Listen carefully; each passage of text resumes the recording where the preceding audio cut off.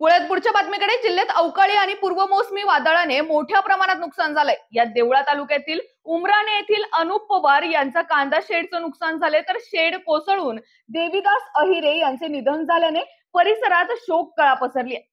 पालकमंत्री दादाजी भुसे यांनी आज सकाळी घटनास्थळी भेट देत कुटुंबियांचे सांत्वन करत शेतकऱ्यांशी संवाद साधलाय.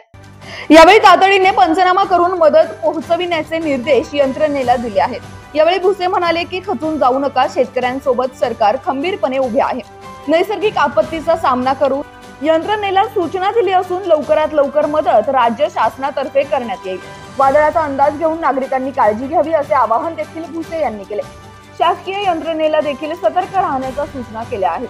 उमराणे येथील कांदा शेड कोसळून देवीदास भाऊराव अहिरे वय वर्ष 40 राहणार तिसगाव या शेतकऱ्याचा मृत्यू झाला, तर गायत्री सूरज देवरे वय वर्ष 22 व अभय अजय देवरे वय वर्ष 3.5 हे जखमी आहेत.